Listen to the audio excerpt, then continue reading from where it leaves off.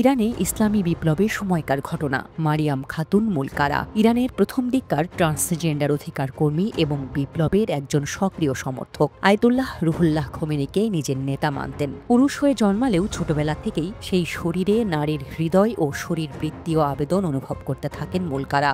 নিজেকে বারবার নারী বলে পরিচয় দিতে চাইলেও ইরানের তৎকালীন সমাজ ও ধর্মীয় অনুশাসনের চাপে তাকে পরিচয় লুকিয়ে রাখতে হতো। পরতে হতো পুরুষদের পোশাক। ইরানের একটি রেডিও এবং পরবর্তীতে টেলিভিশন চ্যানেলে কাজ করতেন মুলকারা, কিন্তু ট্রান্স পরিচয় প্রকাশ করায় দুই জায়গাতেই চাকরি হারান। লিঙ্গ পরিচয়ের কারণে তাকে দেওয়া হয় হত্যার হুমকি, এমনকি বন্দী করা হয় কারাগারে। তবে ইরান বিপ্লবের কর্মী হওয়ায় শেষ পর্যন্ত মুক্তি পান তিনি।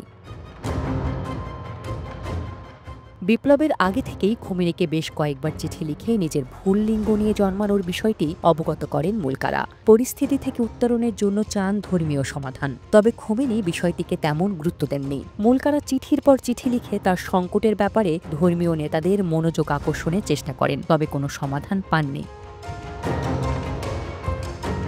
১৯৭৯ সালে ইরান বিপ্লব সম্পন্ন হয়। বিপ্লবের পর ইরানের সর্বোচ্চ নেতা নির্বাচিত হন খোমেনি।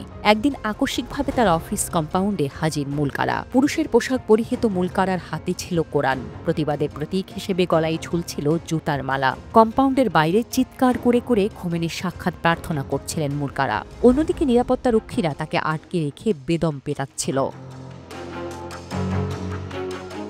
রক্ষীদের মার খেয়ে আধমরা অবস্থায় খোমেনির ভাই হাসান পাসান্দির নজরে আসেন মুলকারা। তার কাছে নিজের সংকটের কথা তুলে ধরে খোমেনির সাক্ষাৎ প্রার্থনা করেন। মুলকারার কথা শুনে তাকে সরাসরি খোমেনির দরবারে নিয়ে যান হাসান পাসান্দি।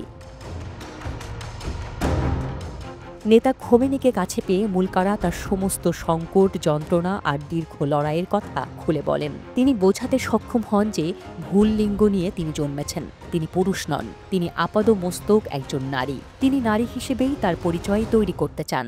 সেজন্য তিনি হরমোন থেরাপির মাধ্যমে নারীর শরীর গড়ে তুলছিলেন। যেহেতু ইরানে অস্ত্রোপচারের মাধ্যমে লিঙ্গ পরিবর্তন অবৈধ, সেহেতু তাকে পুরুষের মিথ্যে শরীর বয়ে বেড়াতে হচ্ছিল, এবং এটা তার জন্য ভয়ঙ্কর এক যাত্রা। এই যন্ত্রণা থেকে মুক্তির জন্য খোমেনির কাছে ধর্মভিত্তিক সমাধান চান। সমগ্র বিষয়টিকে মুলকারা এমনভাবে উপস্থাপন করেছিলেন যে খোমেনির হৃদয় স্পর্শ করেছিল। ইরানের সর্বোচ্চ ধর্মীয় নেতা প্রায় কেঁদে ফেলেন, কিন্তু তখনও খোমেনি বিশ্বাস করতে পারছিলেন না এমন অনুভূতির আদৌ কোনো বৈজ্ঞানিক ভিত্তি আছে কিনা। তিনি দ্রুত মেডিকেল বোর্ড বসান। এ সম্পর্কে অভিজ্ঞ ডাক্তার ও মনোবিদদের কাছে বিস্তারিত জানতে চান। সবকিছু শোনার পর মেডিকেল বোর্ড জানায়, জন্মগতভাবে ভুল লিঙ্গ নিয়ে আসা কিংবা আন্তঃলিঙ্গ রোগে আক্রান্ত হওয়া অস্বাভাবিক কিছু নয়। এ ধরনের ভুল লিঙ্গ নিয়ে জন্ম নেওয়া মানুষের শরীরবৃত্তীয় চাহিদা ও অনুভূতি জন্মগতভাবে প্রাপ্ত লিঙ্গের সঙ্গে সঙ্গতিপূর্ণ নয়, এবং অস্ত্রোপচারের মাধ্যমে এই সমস্যার সমাধান সম্ভব।